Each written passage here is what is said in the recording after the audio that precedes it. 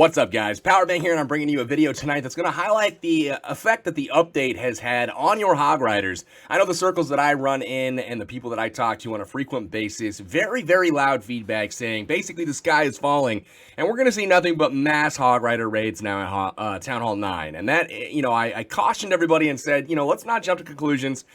Let's see how this plays out, because having played this for a couple of weeks on the dev build, I noticed that when the bases adapt, you got rid of those double giant bombs for the most part, and started seeing more singles, that the raids got much more difficult. It was not, spam in a bunch of Hog Riders and just heal them.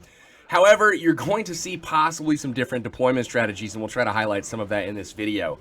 But basically, if you kind of, overload your hogs on one side and just try to heal through all of the damage, if the bombs and the bomb tower are placed appropriately, including the whiz towers as well, you're going to run out of healing power for your Hog Riders. And another kind of sneaky thing that has been done is the mortars hit a lot harder.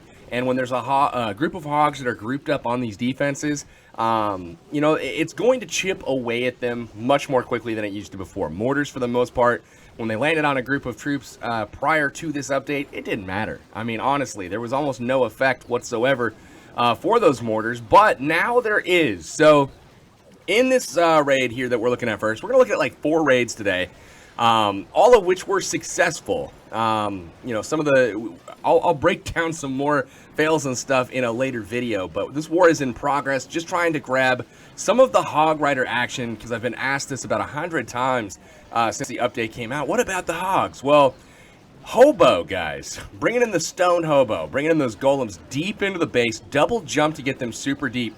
Notice how everything's kind of distracted by the kill squad, and there really is nothing left in the base except for the buildings on the outside. Now, he's using distractions from the queen, using distractions from the king, the golems, all of that good stuff. So very nice job here. You notice when he gets hit by a single bomb there, the hog for the most part survive, but collapses on the outer ring. Still has 2 Hog Riders left. He's going to save those for the mortar here at the very end. Drops the heal spell, very patient with it, just making sure that the skeletons and the king are healed through.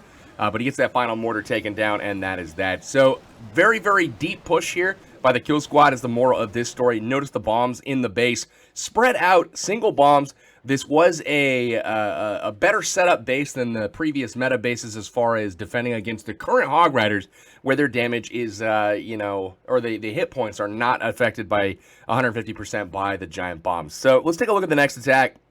And this one is by Jael. This one is going to have a special guest. You guys might have noticed that I'm a fan of the skeleton spell up there. So very, very useful spell I'm finding, and I'm 3-starring bases at Town Hall 10 even by taking out Infernos, air defenses, the whole works. So there's going to be more content on that coming in the future. But for now, let's watch again a stoned hobo attack.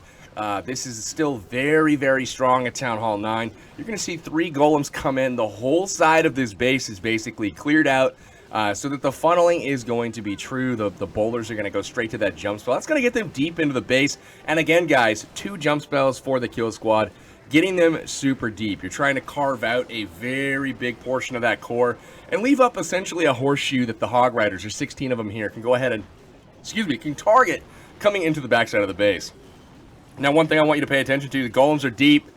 Defense is firing at it. What about the queen? We've got no queen kill at this point. Uh-oh. Well, look at that skeleton spell in the bag right now. That king is going to be using the ability here right about meow. Barbarians go over. Uh-oh. Let's drop that skeleton spell. Now, check this out.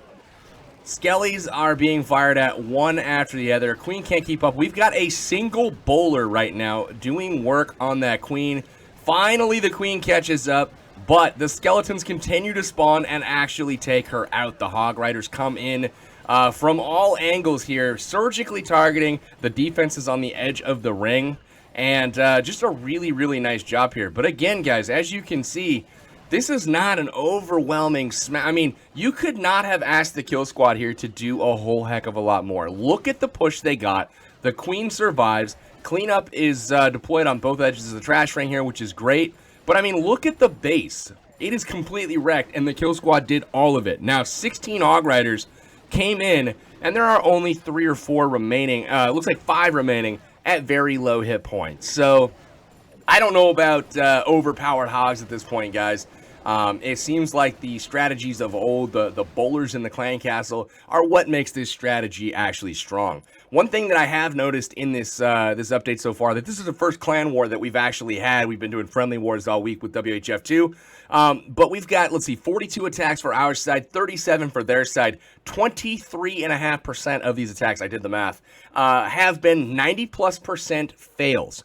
Most of them falling between 95 and 99%. People are running out of time, and most of those attacks are Hog Rider based. So that's interesting information, I felt.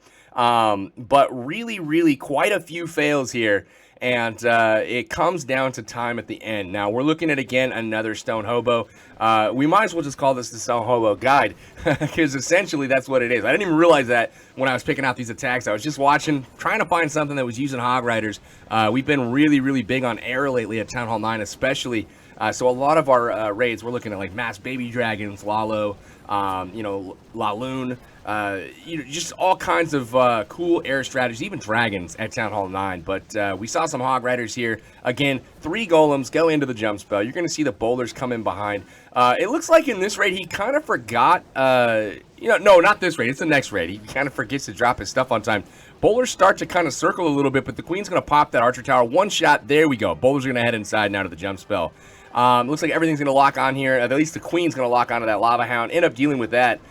Rage spell will come down after the second jump spell goes down here, and we're waiting for those bowlers to work their way through the compartment. There's the rage spell. Bowlers are kind of low on health now because they, you know, did get hit by that giant bomb. So he chooses to drop the heal spell there to get a nice deep push into the base. Heroes are both engaged, and here comes the Hog Riders. Again, carving out that very big horseshoe into the base where the Hogs can basically target the defenses on the outer ring that are not going to get affected by the kill squad. Look at the golems, though. Look at the tanking being done up top. They're everything focused in on the core on those golems. The Hog Riders sneak in behind, surgically targeting all of these buildings, and he sends minimal hogs on that right side because the king is over there to protect those buildings.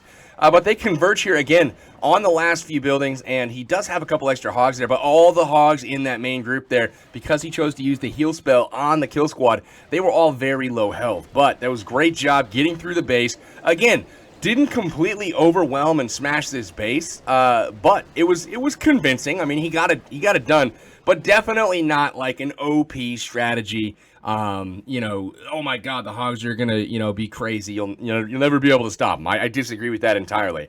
Now, this is probably the strongest raid that I'm gonna show. This is Gladiator. Actually, no, this is not that one. I believe the strongest one was this last one that I just showed. And again, it was the strength of the kill squad that did it. But here we go. This one is the variant of this video. This is going to be the HGHB. And a lot of people had asked about this as well. Is HGHB still a thing? With the air traps now being able to target the healers, will it still work? So he chooses to bring a double poison here, drops 1 on the heroes as the giants kind of work their way in. The queen and the king are just chilling in there. Here come the bowlers. Here comes the king and queen, following everything up. We're going to lock onto those heroes immediately, drop the first rage spell and some poison there to receive the minions and the baby dragon coming out of the clan castle. Wizards and queen lock onto the clan castle. Very quickly dispatch of it. But the giants are still up. Unfortunately, the healers actually switch targets to the king and the bowlers, and the giants are going to die off fairly quickly. But they do work their way through the wall over there, and that is going to allow the bowlers and the queen to work their way to the right side of this base. Another rage spell is used to try to get as much value out of those bowlers as possible before they die off. And again, here comes the hogs from the right. Notice the deployment style here was not surgical. He's got a whole side of this base to take care of, and rather than go surgically, he decided to just overpower it with a 2-finger drop of Hog Riders. He uses 2 heal spells early to get through this wad of defense that's piled up on the right side of the base, knowing that the king, the bowlers have healers on the left side, and if necessary, the queen can go ahead, beat through the wall, and finish up the defenses that remain. He sends enough hogs, though, to go ahead and make it through the bulk of the threats that are in this base. Skellies are picking off those Hog Riders the entire time, but he does get the Tesla, hops over to the Wizard Tower. Unfortunately, check that out. Troll Tesla up top. Ruh-roh, Hog Riders are going to have to go up and get that. Only 3 of them left. There goes the first one. He's down to 2 remaining, and he is able to pick up some healing on those Hog Riders, but check this out. They've got to go all the way across the base now to get this mortar. So as they hop the wall here, unfortunate, but boing, yeah, I said that. They are gone out of here, so no Hog Riders left to finish up this raid. So very good army selection here. got the HGHB, but the Hog Riders do die off, even with 2 heal spells placed on them to get them through the thick of the defense. Now, he does 3-star the base anyway. Bowlers and King and Queen survive. They are able to pick everything up, but the Hog Riders, again, do not completely maul and overpower the base, even though the giant bombs are not doing as much damage as they used to. So guys, wanted you guys all to kind of have a feel for the Hog Riders after the update. It's not crazy OP, I promise you that. I played it for quite some time, and I will tell you first and foremost, my reaction initially was the same as many of you. As soon as I heard, oh my god, they do not have double damage anymore, or 150% damage on the giant bombs to the Hog Riders, I was like, oh my god, they ruined it.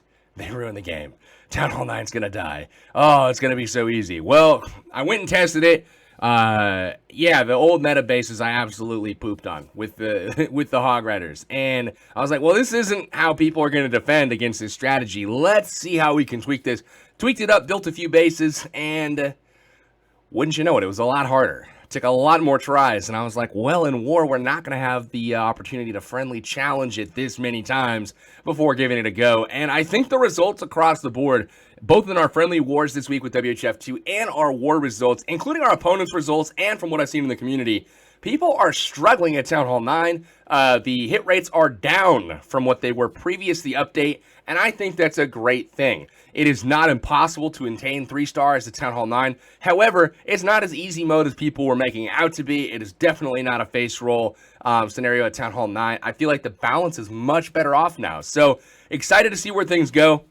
That doesn't mean that the meta won't shift a little bit and things might swing in one direction or the other, favoring offense or defense. We'll have to see how things play out. This is just an initial assessment of the Hog Rider situation at Town Hall 9. So hopefully you guys enjoyed the video.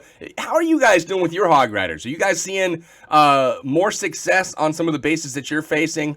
Leave me a comment and let me know. And also let me know what types of bases you're facing. Are they, strong anti-3, newer meta style bases? Or are you guys dealing with, older style anti-3 or even trophy bases or forum bases? And how are the Hog Riders doing against that? I have a hunch, but let me know in the comments and smack that like button for me, and I will be back tomorrow, hopefully with maybe some base stuff. Maybe we'll talk bases tomorrow. But anyways, that's gonna do it, guys. This is Powerbang. I'm signing out till next time, y'all. Take care.